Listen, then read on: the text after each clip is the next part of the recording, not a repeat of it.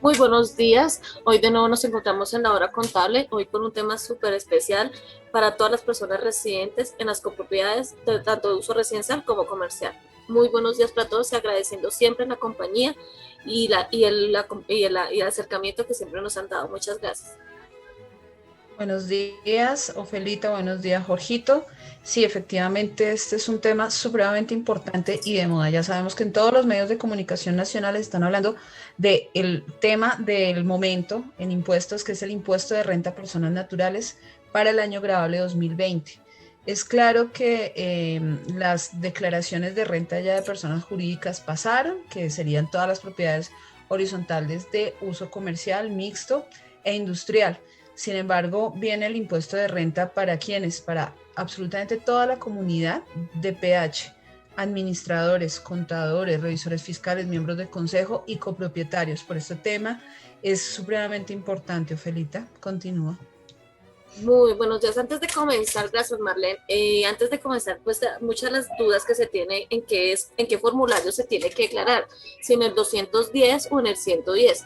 Para no ser tan explícita o para ser complicado el tema, porque siempre el parafraseo tributario o el texto que se utiliza en tributaria es como un poquito a veces complicado. La única diferencia entre el 210 y el 110 es que el 210 es para casi todo el grueso de toda la población que reside en Colombia.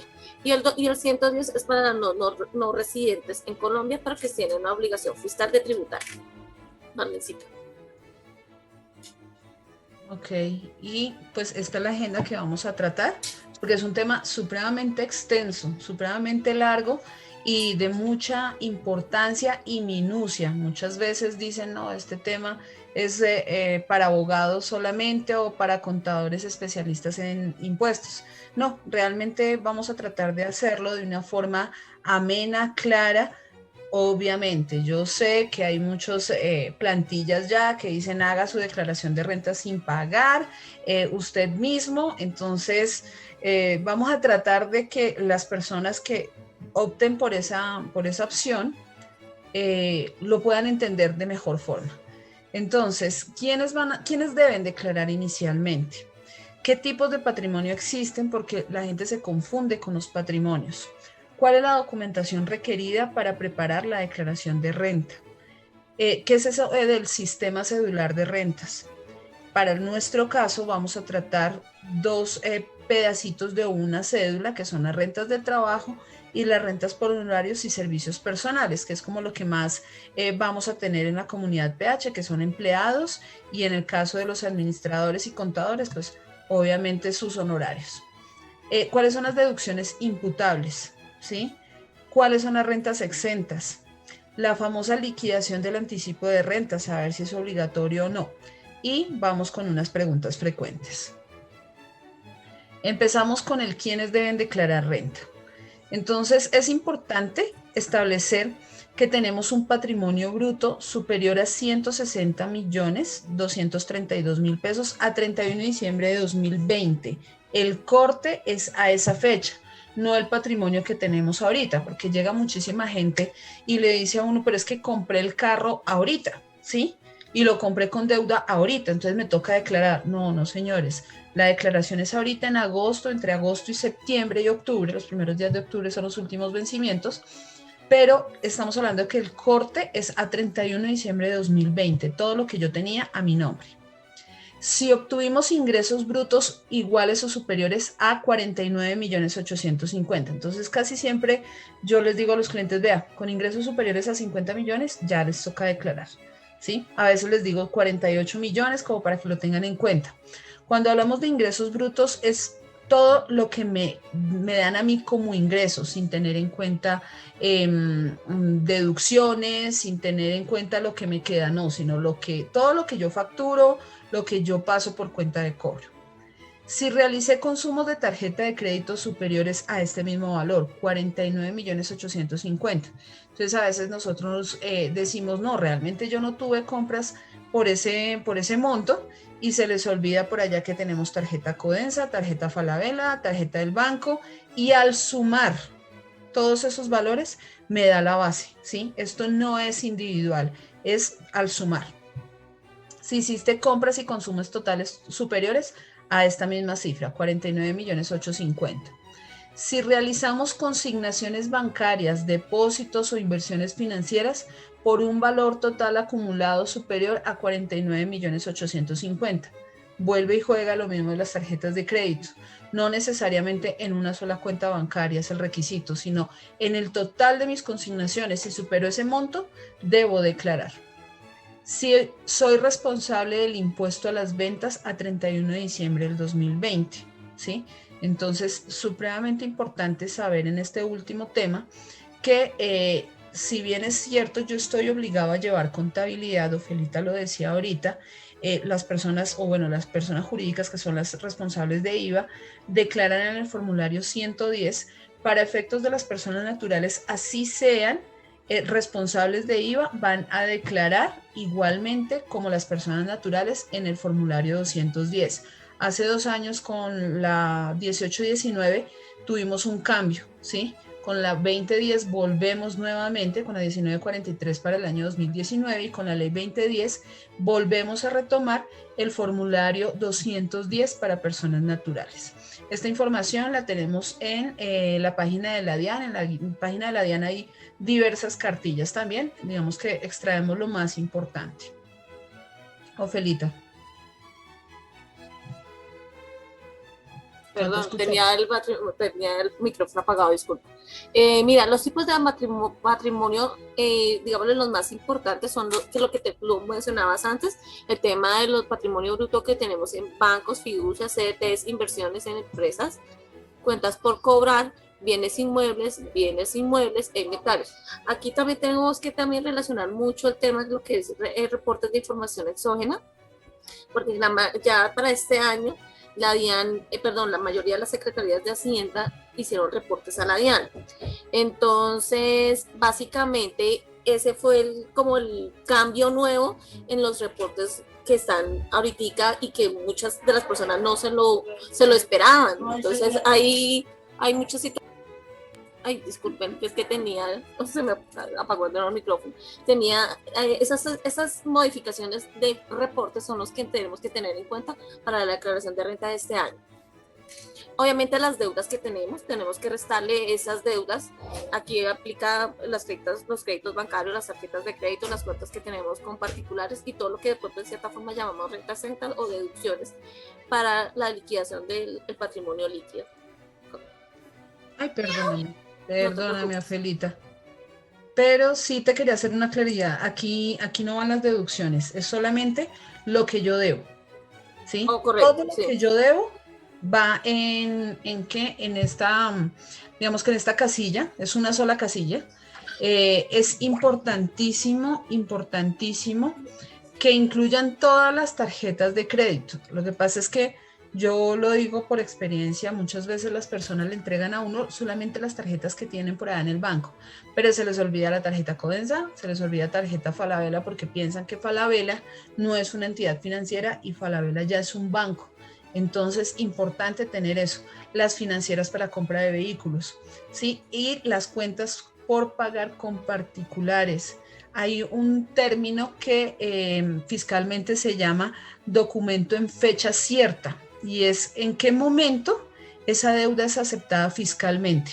Entonces la tengo como un pagaré, ¿sí? La tengo soportada con un pagaré autenticado en notaría o la tengo declarada, digamos, dentro de mi formulario y la persona a la que yo le debo también la debe tener declarada para que puedan ser aceptadas. Eso se llama documento en fecha cierta.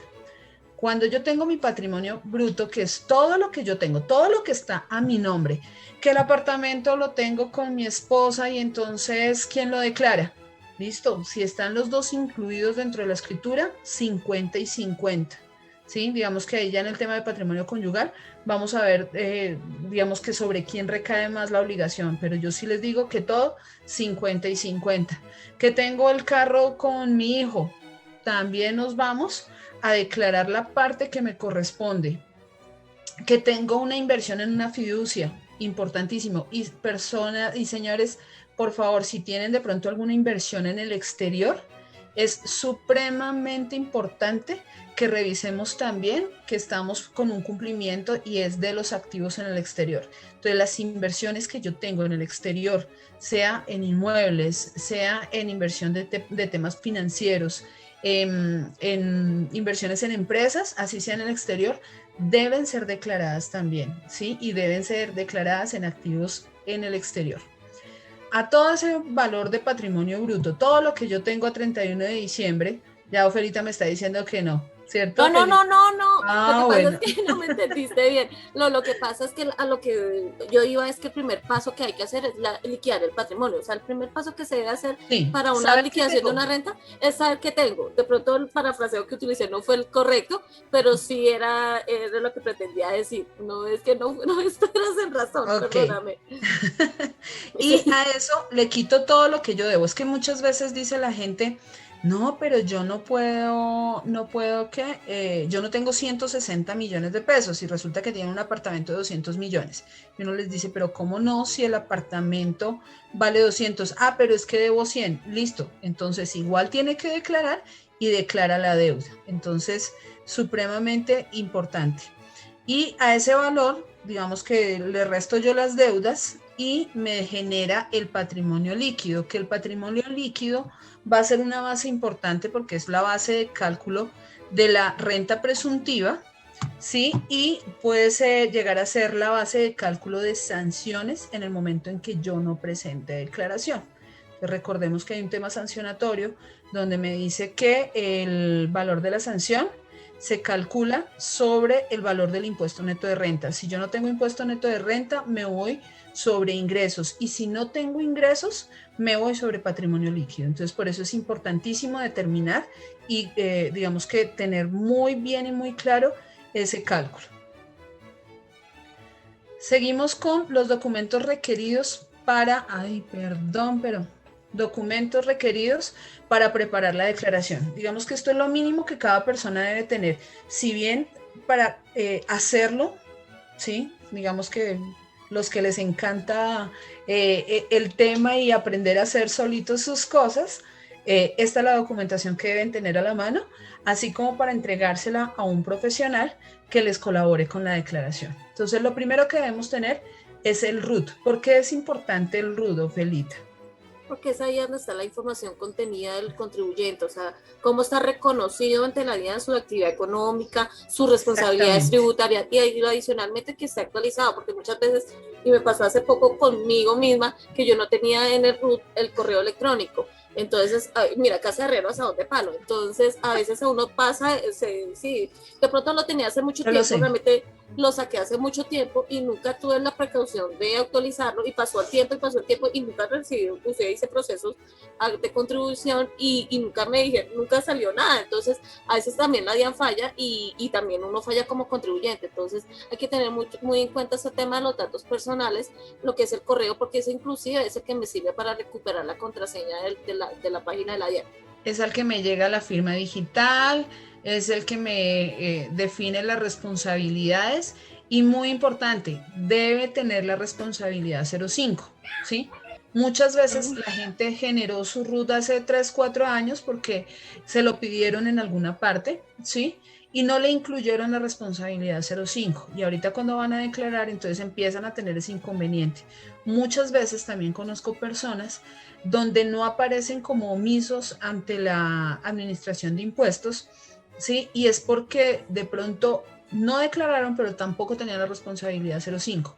Para la DIAN es difícil determinar la omisión, pero si hubo un reporte de terceros donde incluían a esta persona con, pensemos, una venta de un apartamento o algo, van a tener allá la DIAN guardadito y en algún momento les van a sacar eso. Entonces, importante saber que si yo cumplo con los topes, debo tener la responsabilidad 05, que es la del impuesto de renta, régimen ordinario. Esa es la responsabilidad, digamos que es de las pocas responsabilidades que compartimos con las personas jurídicas, porque las personas jurídicas también incluyen la responsabilidad 5, que es el impuesto de renta, régimen ordinario. ¿Qué debemos tener? El certificado de ingresos y retenciones. El certificado de ingresos y retenciones funciona para los asalariados, las personas que tienen la actividad 0010. ¿sí? Y para los pensionados, recordemos que a partir del 1 de enero del 2021 tenemos la actividad 0020 de pensionados, pero no es esa actividad la que nosotros vamos a colocar en la declaración de renta, porque vamos a terminar es declaración de renta del año 2020 y la actividad 0020 arranca a partir del 1 de enero del 2021.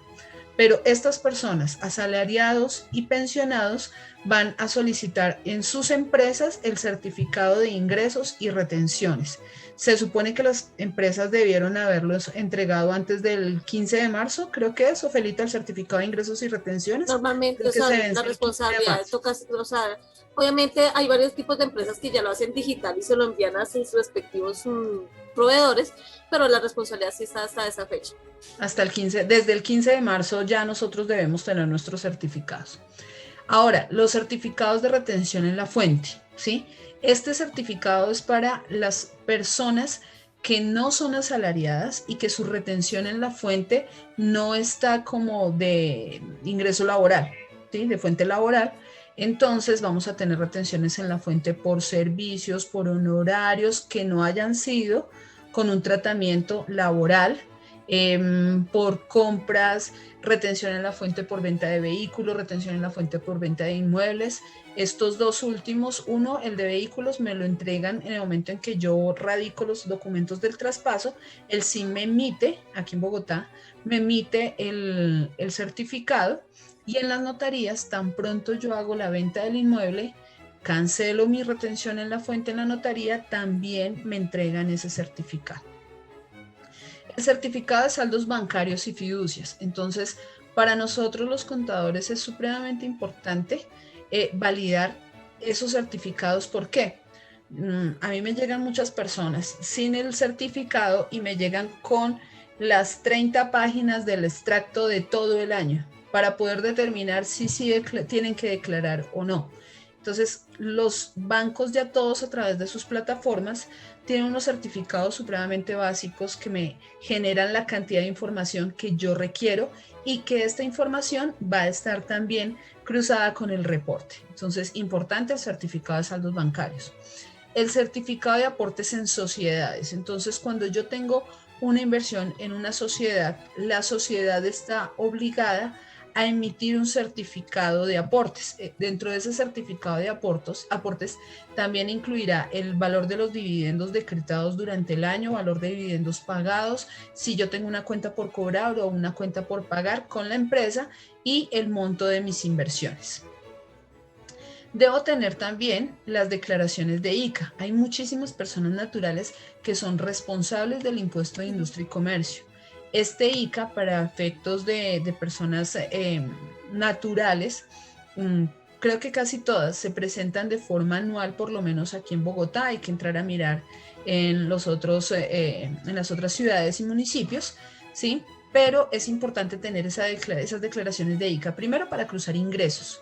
Segundo, porque ese impuesto de industria y comercio es deducible de mi impuesto de renta. Entonces, por eso es importante.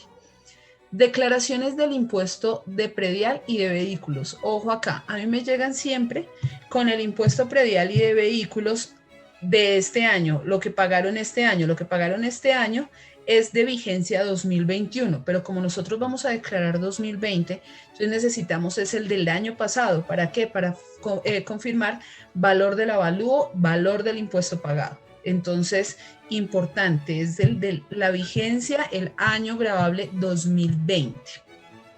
Certificados de deudas bancarias. Entonces, dentro del certificado de deudas bancarias, igual que en el saldo de bancario, ahí voy a verificar a 31 de diciembre mis deudas. También es muchísima gente que le envía a uno el estado de cuenta o el extracto con el que hacen el pago o en diciembre o el de enero. Y resulta que ese no es corte a 31 de diciembre porque hay muchos créditos que los hacen durante el intermedio del mes. Quiere decir esto al 15 o al 20 de diciembre o al 15 o al 20 de enero. Entonces no tengo el saldo real a 30 de diciembre. Importante solicitar, que vamos a tener en cuenta el siguiente punto, y es el valor de los intereses pagados digamos que por estos préstamos. ¿Me puedes colaborar, Ofelita, con el que sigue, certificado de aportes de seguridad social? Bueno, gracias, Marlene. Mira, la mayoría de los que son empleados utilizan este certificado para deducir también cuando tienen de pronto medicina prepagada, tienen algunos beneficios con el tema de hay unas empresas que tienen un porcentaje que les paga la empresa para su medicina prepagada, los rendimientos financieros, los rendimientos financieros también están en un extracto bancario, los certificados de los 4x1000, que es el que normalmente se utiliza, no sé si hayan otros más, Marlene, creo que yo de gravámenes financieros para personas naturales, creo que solamente está el 4x1000. Sí. De vivienda. Sí, gravamen financiero solamente el 4x1000. En certificado de aportes de seguridad social es importante, sobre todo para los señores administradores que tienen a su cargo personal, estamos hablando de los administradores, personas naturales que tienen sus asistentes, ¿sí? Y que les pagan y les deben pagar la seguridad social. Muchas veces nosotros nos hemos acostumbrado a que nos dicen los señores administradores, no, es que yo de valor agregado pongo mi asistente. Y se nos olvida a nosotros, dentro de los consejos de administración, preguntar si esa persona tiene la cobertura en seguridad social. Me he topado también con algunos casitos donde famosos asistentes están con pago de seguridad social por allá de esas entidades donde encuentra uno en el poste que dice asegúrese por 70,000 pesos y no están con la cobertura del administrador, que es el que responde ante la propiedad horizontal. Entonces, importante el certificado de aportes de seguridad social de los empleados que pueda tener el administrador. Tú lo dijiste muy bien, Ofelita, el tema de la prepagada, porque ese también nos va a servir para tener unas deducciones. El certificado de rendimientos financieros, ¿por qué es importante? Porque hay una parte grabada y no grabada, ¿sí? Entonces, el banco es el que me informa en el certificado de rendimientos financieros cuál es el componente inflacionario para poder determinar cuál es grabado y cuál es un ingreso no constitutivo de renta ni ganancia ocasional. Asimismo, va a darme la información de la retención en la fuente que me hizo la entidad financiera por ese rendimiento. Dentro de los rendimientos financieros también hay un certificado que se nos olvida mucho a veces, y es que yo puedo hacer préstamos a empresas, yo como persona natural, ¿sí? Entonces, se supone que yo también debo ganar por algo. Yo no puedo tener o no puedo prestar una plata sin generar un interés. Recordemos que si no me genera un certificado de rendimientos financieros, porque de pronto yo tengo la plata a 0 pesos, porque es la empresa de mi hermano, entonces yo le presté la plata y pues no le cobro nada, para efectos impositivos hay una cosa que se llama el interés presunto. Entonces es importante ese certificado. El certificado de gravamen a los movimientos financieros es el famoso certificado de 4x1000. ¿Sí? Yo sé que los valores son pequeños, pero nos podemos deducir un 50% del valor pagado del gravamen a los movimientos financieros. Son valores pequeños, pero dicen por ahí de pesito en pesito se llega. Importantísimo tener la declaración de renta del año gravable 2019. ¿Por qué? Porque yo tengo que hacer comparación patrimonial, ¿sí? Necesita, hay muchos colegas que en ese aspecto de las declaraciones de renta del año inmediatamente anterior, a veces utilizan los 5 últimos años y muchas veces se pregunta al contribuyente por qué, pero entonces es lo que tú hablabas, es la comparación patrimonial que normalmente se hace en los últimos 5 años, o sea que no se les haga raro que un contador les pida más declaraciones. Sí, sobre todo, por ejemplo, para el caso de alguna persona natural que tuvo una ganancia ocasional por venta, ¿sí? De algún activo, para poder confirmar si ese activo lo había declarado 2 años hacia atrás, porque recordemos que para las ventas de los activos, si se vendió un activo adquirido en los 2 últimos años, se va por renta líquida gravable, y si no, se va por ganancia ocasional, ¿sí? Entonces, sí, también es válido pedir por lo menos una declaración más 2018-2019. Pues yo pido por lo menos la del 2019 porque a veces la gente ni siquiera las tiene guardadas. Y ve y pides tú los anexos del año 2019 también. Una aclaración. Este es el primer año en el que yo voy a declarar, porque en el año 2019 yo no cumplía con los topes. Es importante que nos sentemos y de verdad verifiquemos si era que yo no cumplía con los topes y qué tenía yo a 31 de diciembre del 2019. ¿Por qué? Porque aunque yo no haya declarado en el año 2019, el valor de lo que yo tenía en patrimonio, ¿sí? Va a ser mi patrimonio líquido, ¿sí? Tengo que hacer un cálculo de mi patrimonio líquido, así no lo haya declarado porque no cumplía con los topes, que va a ser la base de mi renta presuntiva. Yo entiendo que ya este año las rentas presuntivas están muy chiquitas porque ya nos vamos a una renta del 0,5%, pero es importante tener estos valores. Y algo que es básico para nosotros los contadores ahorita, yo personalmente no hago una declaración si yo no tengo la consulta de la información reportada por terceros. Esta consulta de información reportada por terceros es generada a través de la página de la DIAN, entonces es importante tener las claves de acceso. Tan pronto uno ingresa a la página, en la parte de arriba, en toda la mitad dice información reportada por terceros. Uno le da cliccito ahí y baja un archivo Excel. Ese archivo Excel es la que me muestra qué fue lo que reportaron las empresas, bancos, notarías, organismos de tránsito sobre mis movimientos. Entonces, para nosotros es una base, digamos que fidedigna. Claro está que si nosotros encontramos errores en esa información, hay que llamar a esas empresas A también. eso yo iba a ir, Marlene, porque Sí, no, a mí me pasó este con una año hay persona. muchos errores a nivel de reporte y más que todo, lo más curioso es que es el reporte de empresas oficiales, como el caso de No, Bogotá, y bancos, y imagínate bancos que, también. lo digo porque uno de mis clientes hace como unos 4 o 5 años le salió que tenía un saldo bancario en un banco, en una entidad financiera, donde él ni siquiera tenía cuenta bancaria. Él no tenía cuenta bancaria y era un valor representativo, más o menos como unos 15 millones de pesos.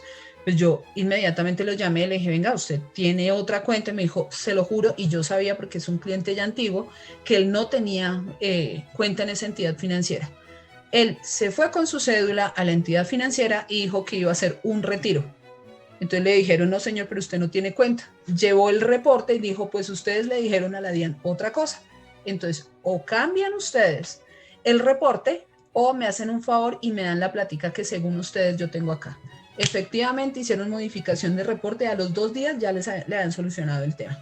Es importante que si nosotros encontramos algún error, también sea informado para que lo corrijan a tiempo. Marlencita, y también hay que decir que en la página de la DIAN, o yo le digo la casillita de la DIAN, porque es ahí donde está toda la información, también se puede ver los 5 últimos años de los reportes que se han hecho para que la gente también lo sepa, porque muchas veces notamos que hay, y yo lo hago pues cuando hago declaraciones, es revisar qué tuvo hace unos 2 o 3 años para tener una idea de que hay una continuidad o hay un movimiento brusco que tuvo el contribuyente, porque muchas veces nos quedamos y nos confiamos en lo que nos dice el contribuyente y nunca revisamos.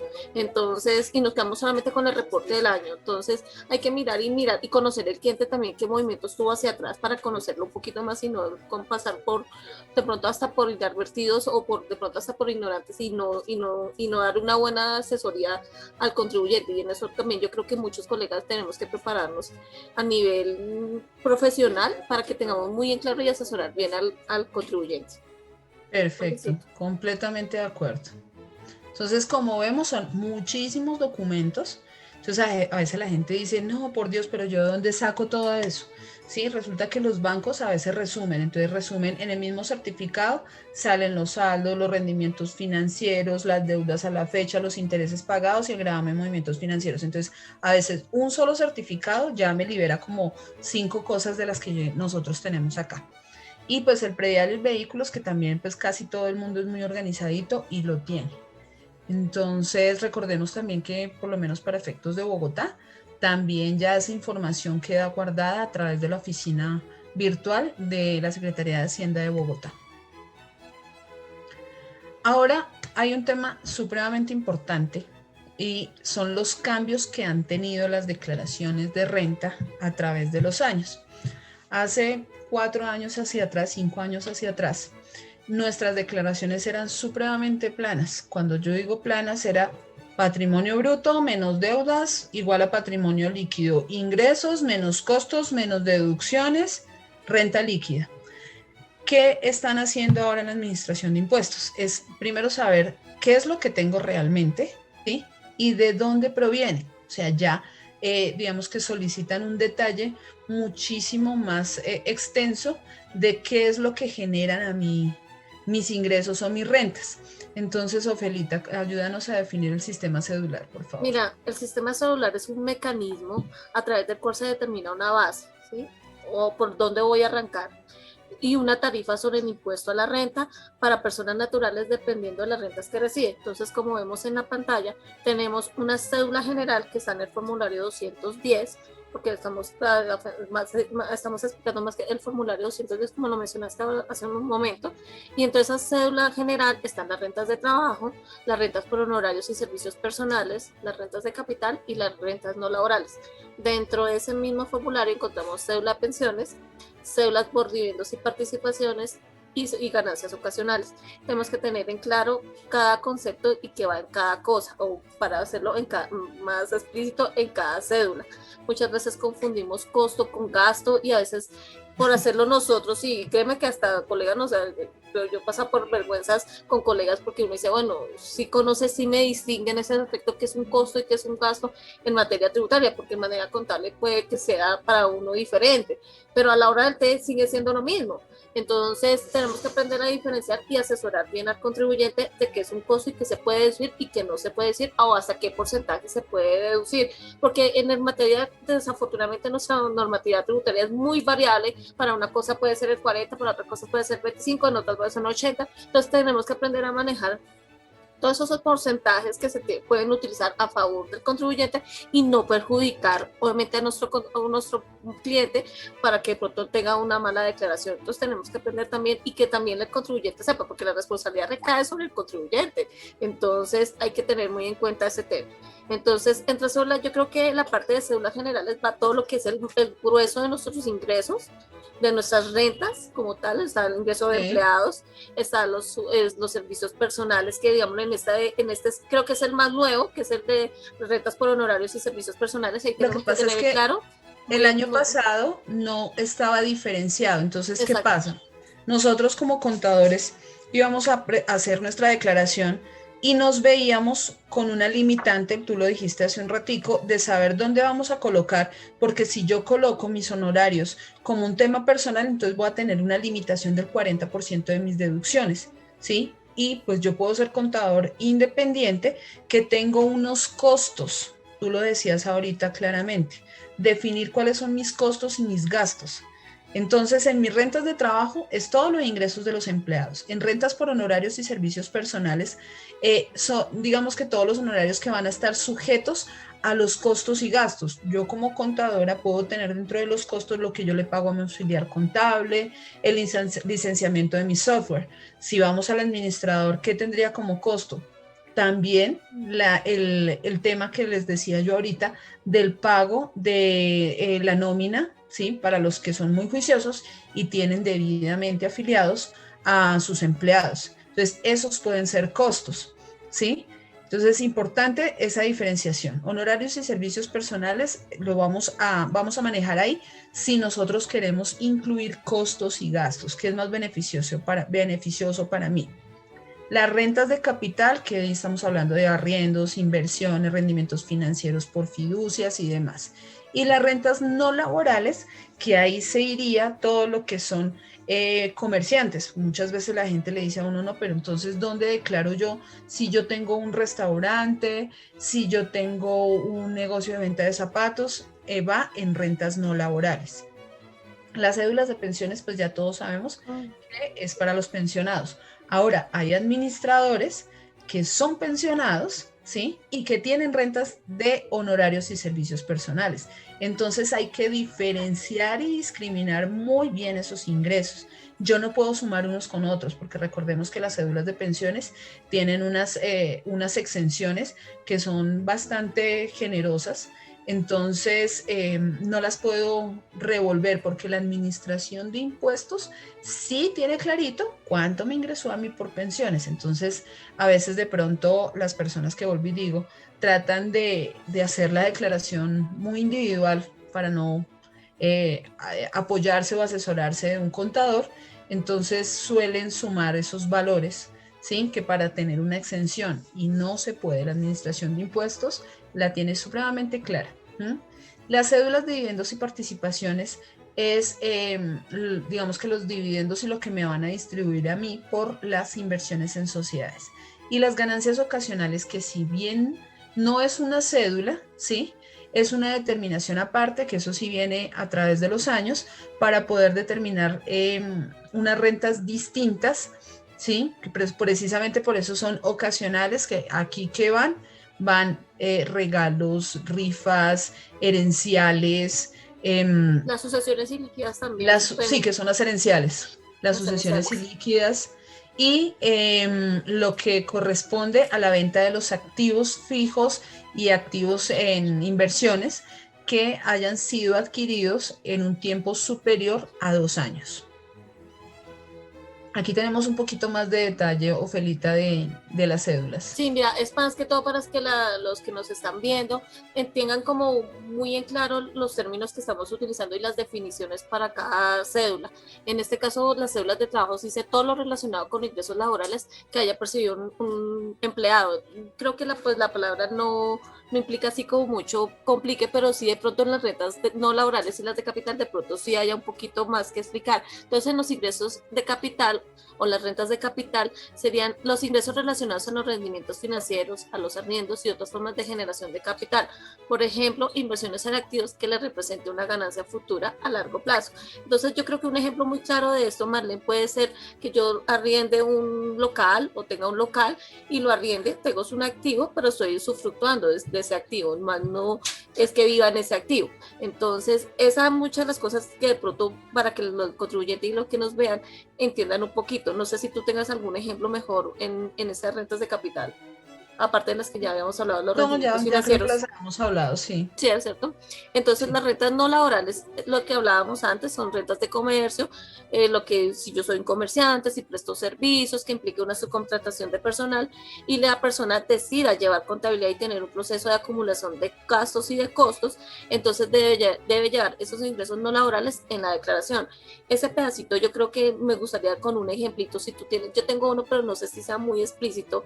Ok, eh, ahí importante cuando tú dices una persona que tenga su negocio o que preste servicios, recordemos servicios que no sean honorarios o servicios personales, personal. ¿sí? Me explico, el señor de las motobombas.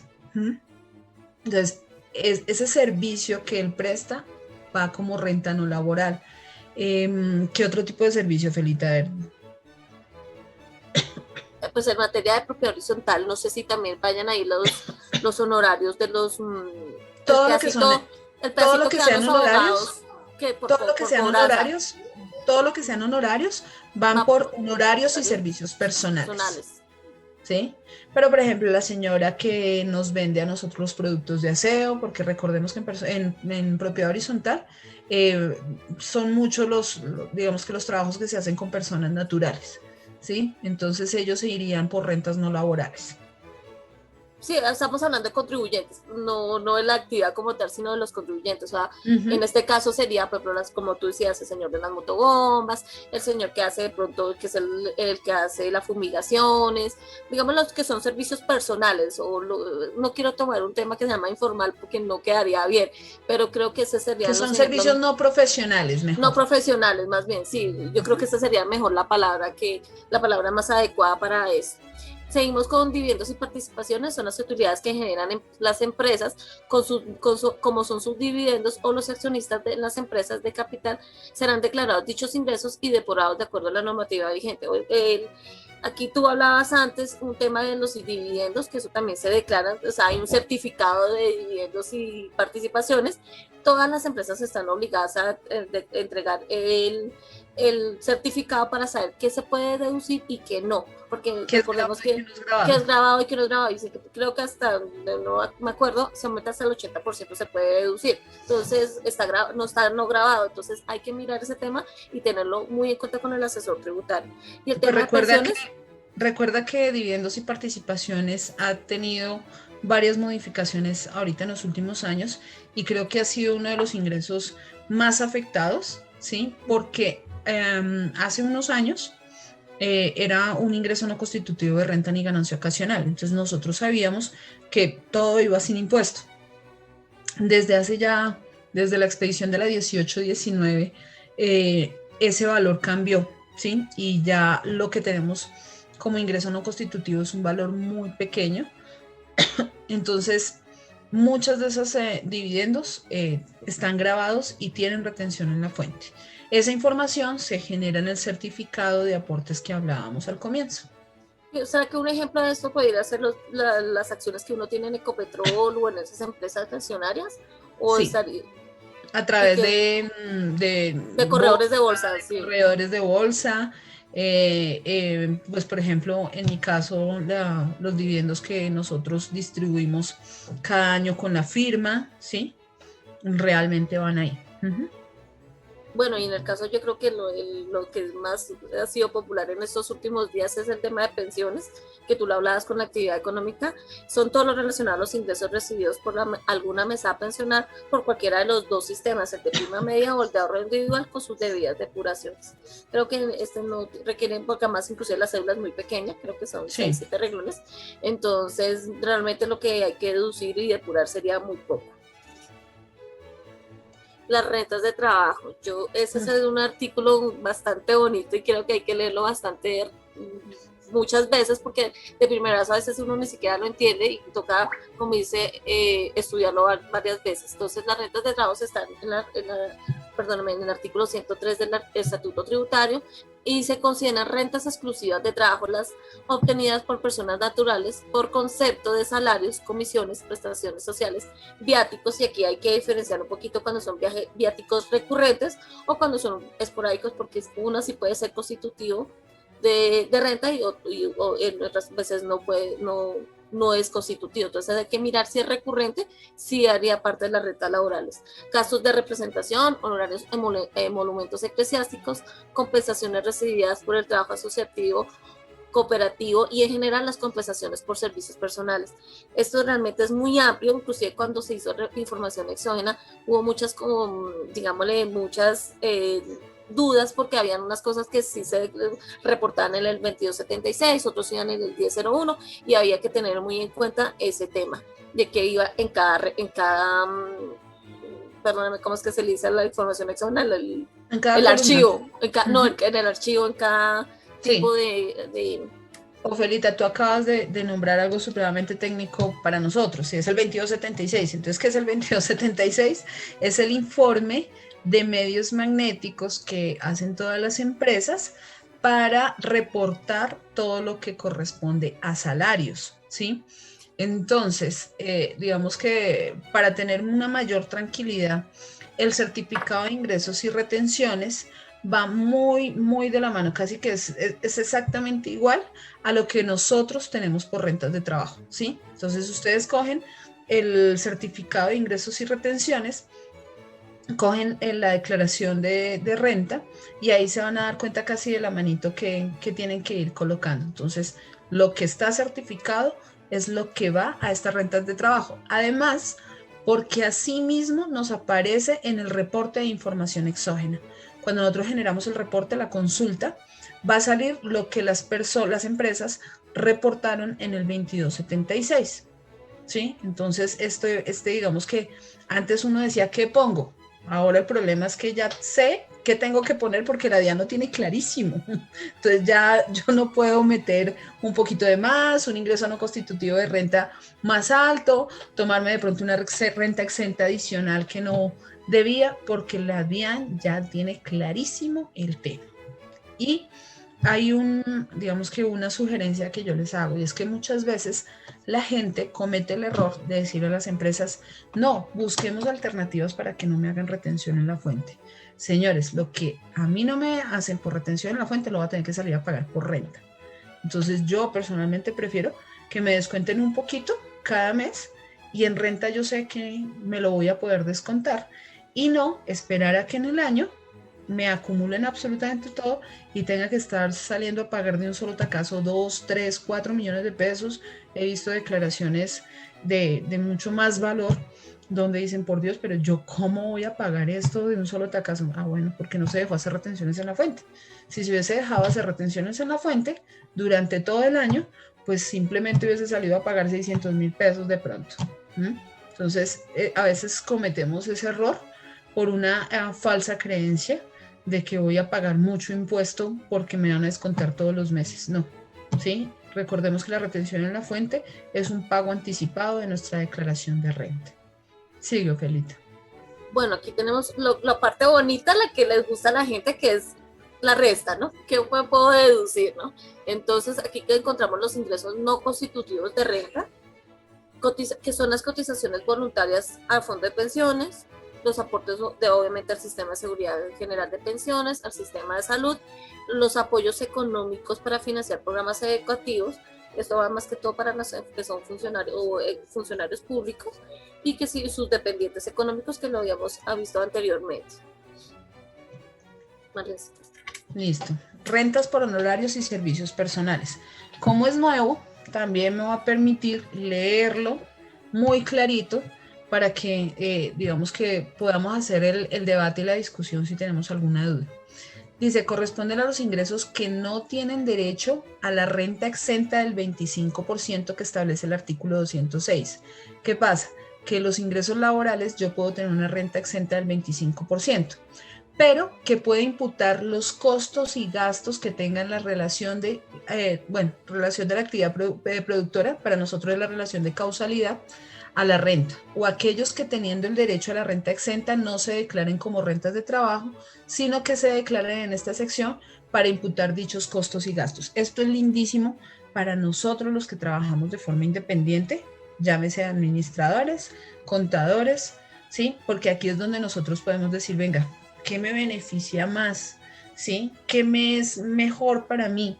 Tomarme costos y deducciones que realmente estén soportados y que vayan con la actividad productora de renta, o simplemente tomármelo todo como ingresos laborales, ¿sí? De renta laboral, como un empleado independiente, y me tomo la renta exenta del 25%.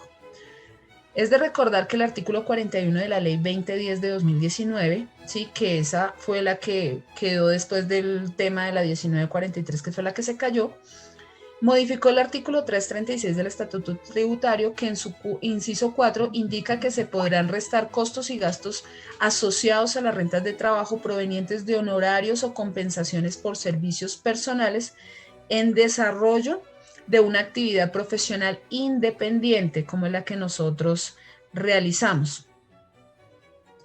Y que los contribuyentes a los que les resulte aplicable a él la renta exenta del 206 del Estatuto Tributario deberán optar entre restar los costos y gastos o la renta exenta. Era lo que yo les decía en este momento. Aquí es donde nosotros nos sentamos y decimos, obvio, para nosotros los contadores es mucho más fácil esta determinación y la toma de decisión así rápida. Estos, digamos que es el detalle que de pronto miembros del Consejo de Administración que trabajan de forma independiente, siendo médicos, abogados, ¿sí? No tienen tan claro. Entonces, me parece que es importante siempre tener la ayuda de un amigo contador. De todas maneras, las rentas de trabajo y las rentas por honorarios y por compensación de servicios personales, aunque se declaren en el formulario 210 de manera independiente, hacen parte de la cédula general. Lo que sucede es que se independizaron las dos secciones para poder determinar si se tomaba por costos, gastos o por renta exenta, cosa que el año pasado no se podía hacer. Entonces veíamos una limitante en el formulario y quedábamos como amarrados.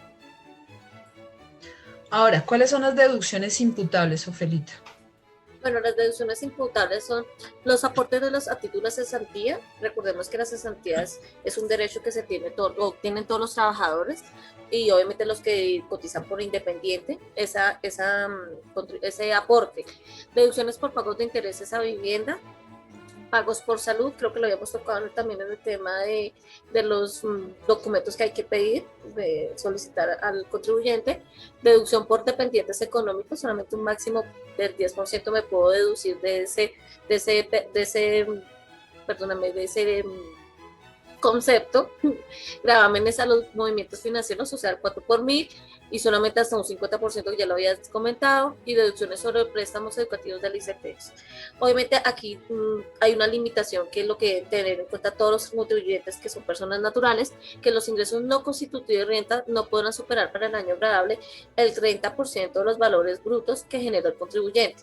Inclusive yo creo que cuando uno va a liquidarlo en la ayuda a renta no lo deja hacer, entonces para que lo tengan en cuenta, ¿sí? Si llegasen a pasar ese tope en la casilla de ingresos no constitutivos de renta, se considera un error, y porque se extralimitan los descuentos permitidos por la ley. Entonces, para hacer lo inverso, entonces que a las rentas exentas más las sumatorias de las decisiones imputables no podrán superar el 40% del ingreso neto.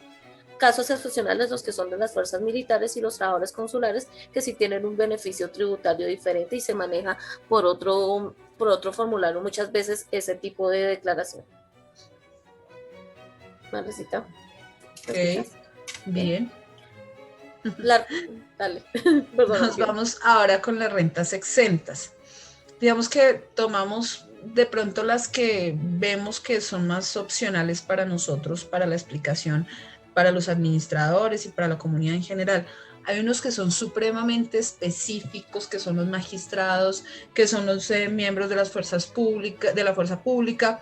Sí, o sea, ya cosas que van muy al detalle, que bueno, si algo les daremos nuestros números de teléfono, ¿cierto, Felita? Sí, claro que sí, porque inclusive los funcionarios públicos, los rectores de colegios y universidades públicas también tienen un tratamiento especial. Especial, correcto. Entonces vamos a hablar como de las rentas exentas más importantes, y es las indemnizaciones por accidente o por enfermedad. Yo creo que este año vamos a tener muchísimo de esto, vuelve y juega. Si yo como administrador o como contador y tengo mi auxiliar contable, lo tengo digamos que registrado ante la Seguridad Social a través de mi cédula y demás, recibí una indemnización por enfermedad. Esa indemnización puede ser una renta exenta, o en mi caso que tengo pólizas y esas pólizas cubren algunas indemnizaciones por enfermedad. Entonces, por tema de COVID, creo que esta va a ser una renta exenta bastante utilizada.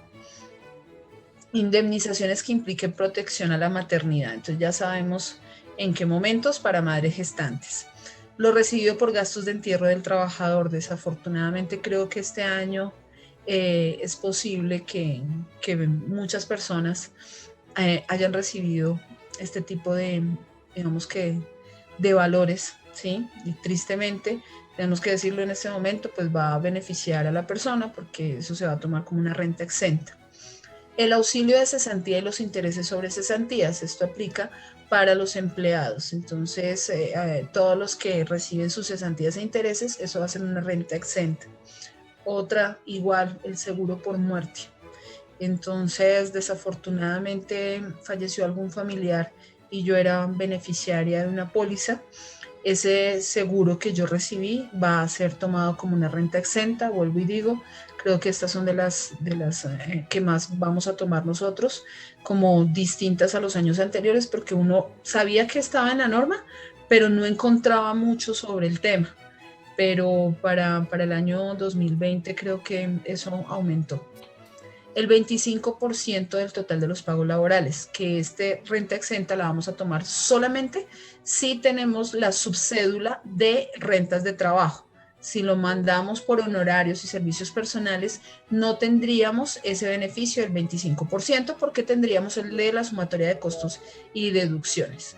Aportes a fondos de pensiones voluntarias, cuentas AFC, las cuentas ABC, que son, que se me olvidó en este momento, Felita. Son ahorros voluntarios. Eso, ahorros voluntarios, gracias. Entonces esas son como las rentas exentas más usadas. Nos vamos con otro coco, desafortunadamente para nosotros, y es la liquidación del anticipo de renta. Entonces, ¿qué es el anticipo de renta, Felita? Bueno, realmente es el anticipo, es como lo que yo voy a prever para el siguiente declaración de renta en materia de contribución.